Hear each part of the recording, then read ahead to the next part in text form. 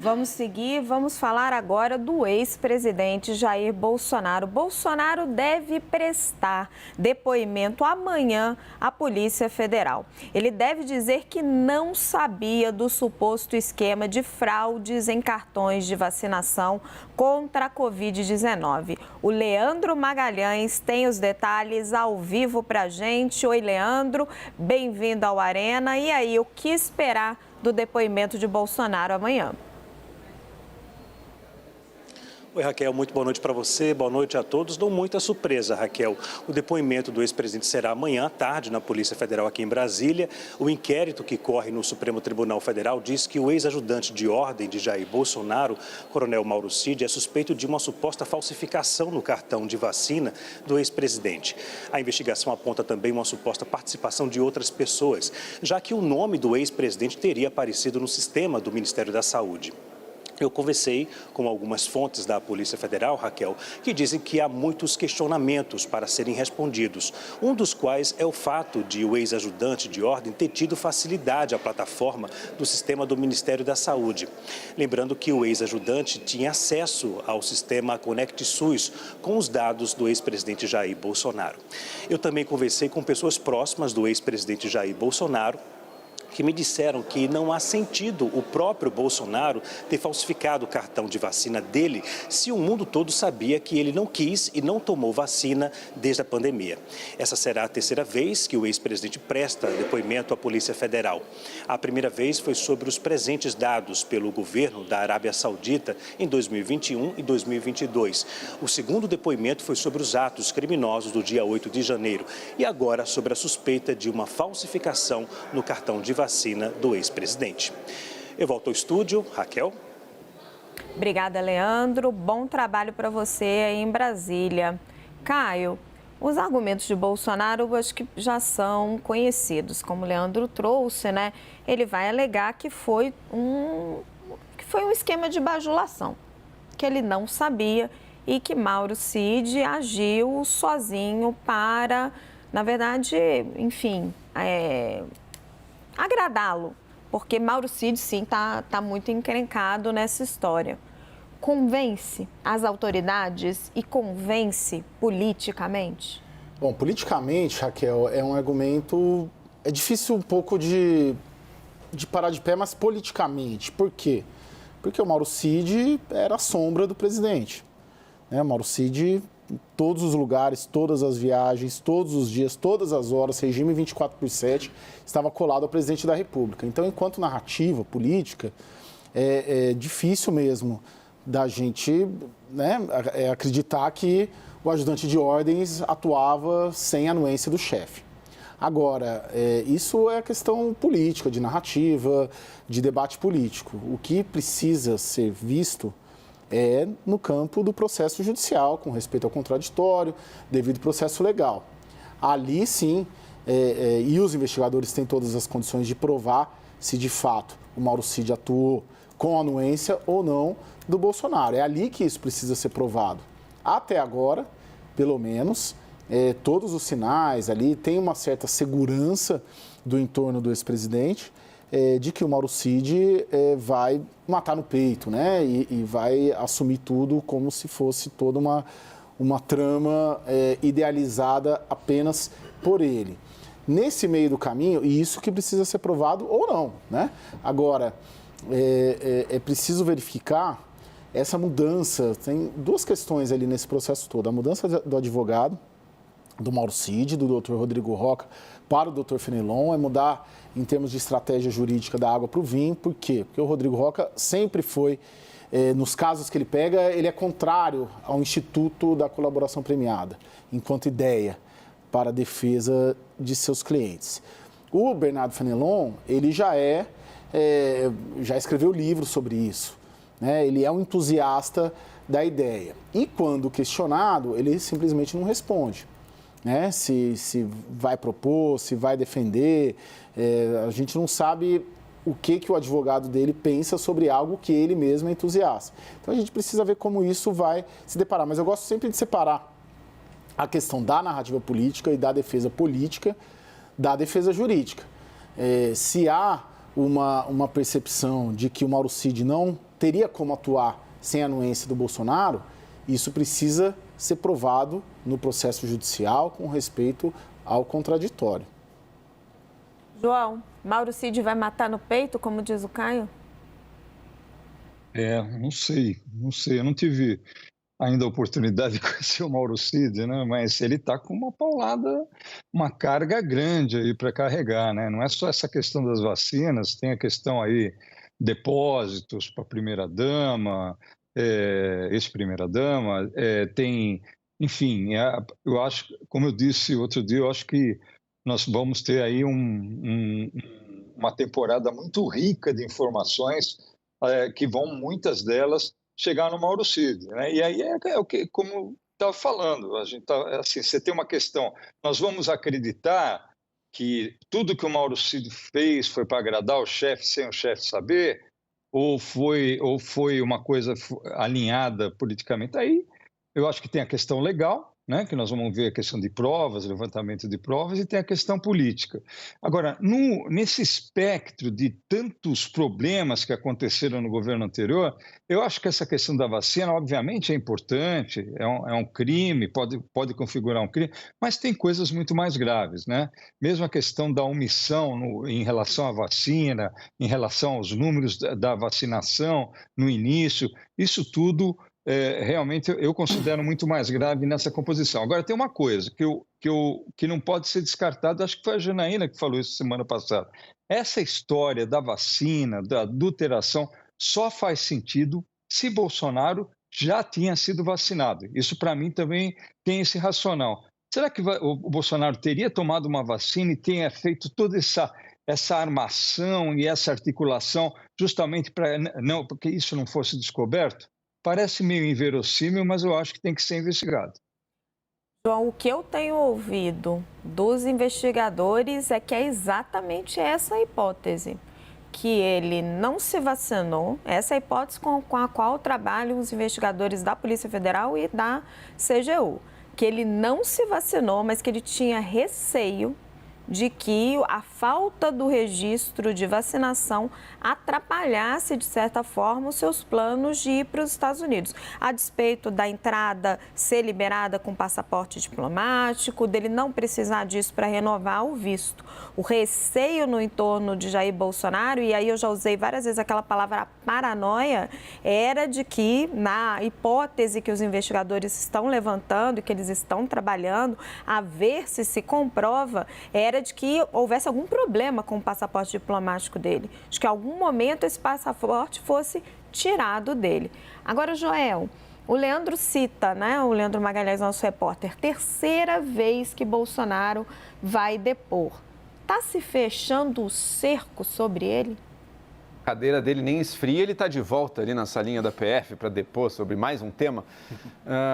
Sem dúvida, há várias investigações em andamento e isso diz respeito um pouco ao jeito caótico e totalmente, assim, parecia não estar nem aí para a legalidade, com o jeito com o qual o Bolsonaro governou, de tão personalista que era. Eu realmente não sei se tem a participação dele ou não nesse esquema da vacina. Até agora não apareceu aquela prova cabal, né? Pelo menos não para o público. Aquela prova cabal que mostra que ele ou soubesse ou ainda mais tenha comandado o Mauro Cid a buscar essa carteirinha. Caminoto, para mim não me parece tão assim suspeito, assim, entender qual seria o benefício para ele, sabe? E eu também não acho que precisa nem imaginar que ele estivesse super paranoico ao pensar assim. Ele é um chefe de Estado que vai para o exterior, não sabia quanto tempo ia ficar meses, ia ficar até muito depois de não ser mais chefe de Estado, não tinha sido vacinado, sabia que tinha um monte de embaraços para quem lá fora não tem vacina, de não poder entrar, ou de não poder ficar no país, ou de não poder fazer várias coisas. Nem ele, nem ninguém da trupe dele mais próxima era exatamente um especialista em direito americano sobre o que ia precisar ou não. Então, por via das dúvidas, até como meio um seguro ali, melhor ter, né? Vai que precisa, vai que depois que acabou o mandato, ele perde as prerrogativas diplomáticas, ele vira um cidadão brasileiro comum, que tem que ser tratado como os outros ali nos Estados Unidos, vai que precisasse. Faria todo sentido ter, para caso precisasse, a carteirinha de vacina. Agora, isso é prova de que foi ele, então, que fez, embora o beneficiasse? Não, em si não é prova. É totalmente impossível que o Cid tivesse assim, olha, já que o meu chefe vai para os Estados Unidos, ele quer estar seguro ali, ele não quer ficar tendo entraves bobos com questão burocrática da vacina. Então, deixa eu emitir aqui o certificado para ele, para a filha dele, e limpar isso e oferecer já isso para ele. É totalmente impossível que isso tenha acontecido? Não.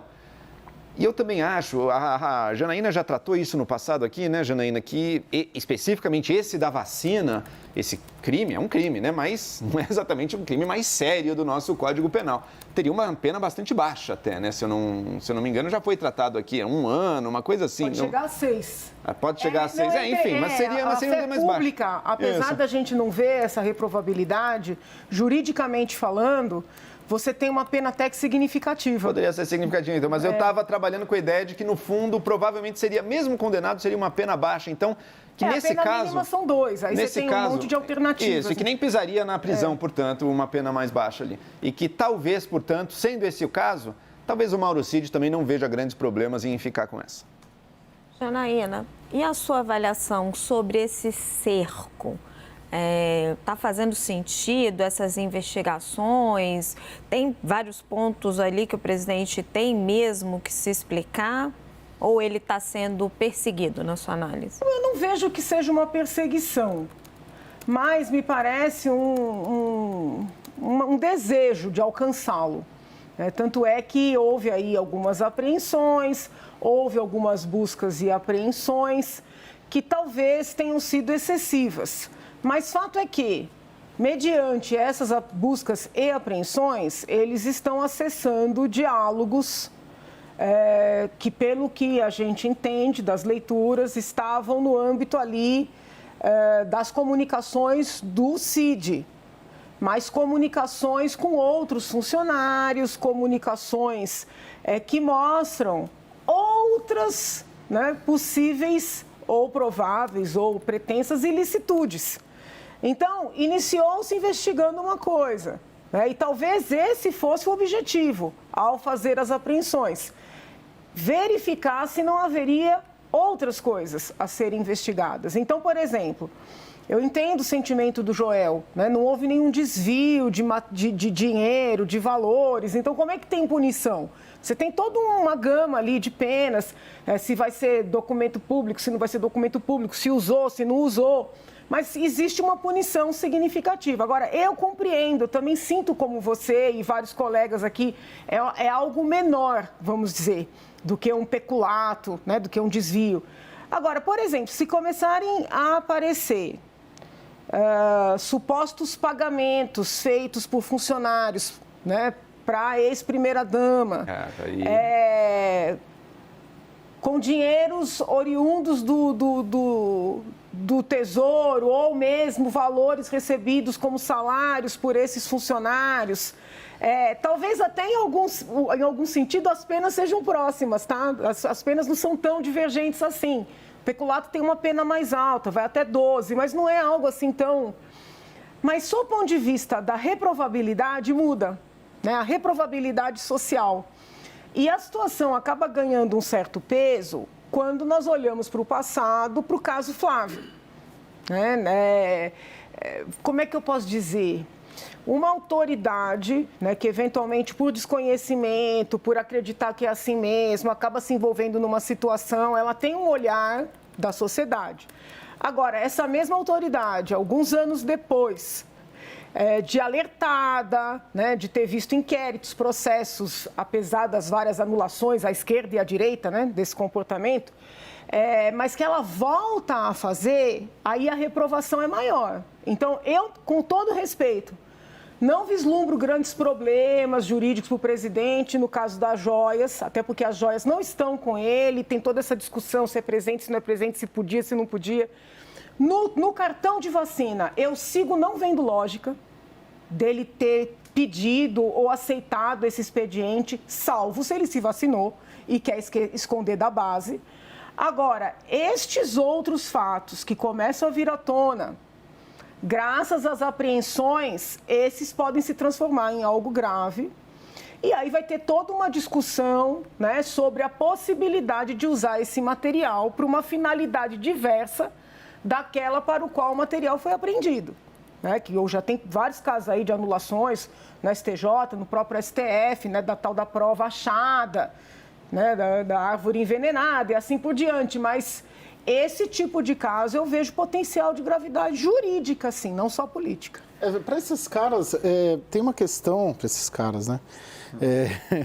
Para esses grandes políticos, vocês estão colocando a questão do dano penal, mas a gente tem que pôr o dano político, né, na mesa, o dano eleitoral, né?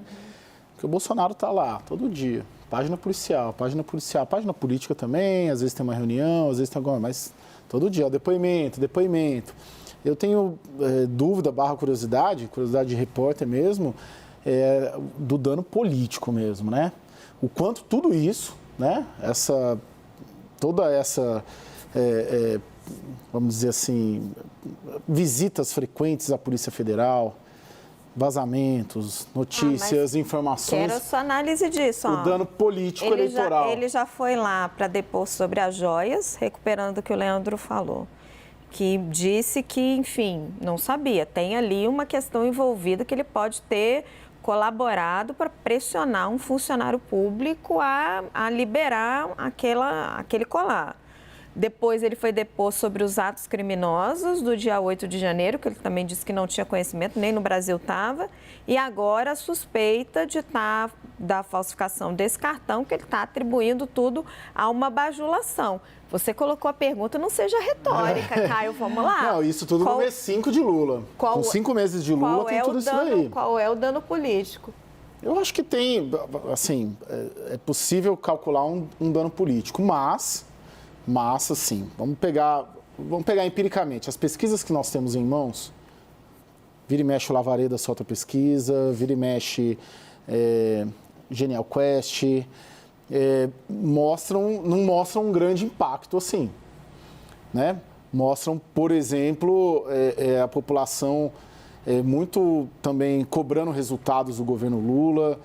Então, assim, o dano ao Bolsonaro político, ele depende muito, vou fazer um exercício elástico, da taxa de sucesso ou insucesso do governo Lula.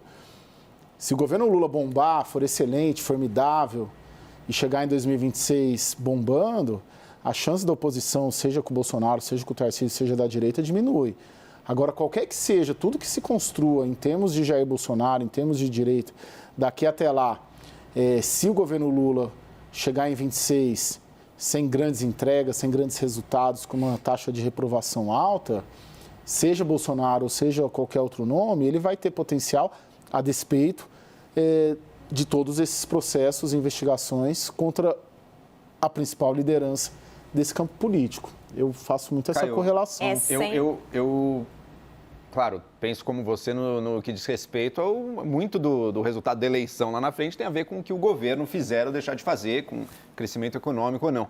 Mas pegando só essas operações, só essas investigações, esses depoimentos à PF, eu acredito que elas não tenham um dano político para o Bolsonaro, não. Pelo contrário, claro, quem já não gosta dele vai seguir não gostando, mas eu acho até que para quem gosta dele, elas reforçam o apoio das pessoas ao Bolsonaro, elas mobilizam, porque Sim. elas reforçam essa ideia de que ele é um perseguido pelo sistema.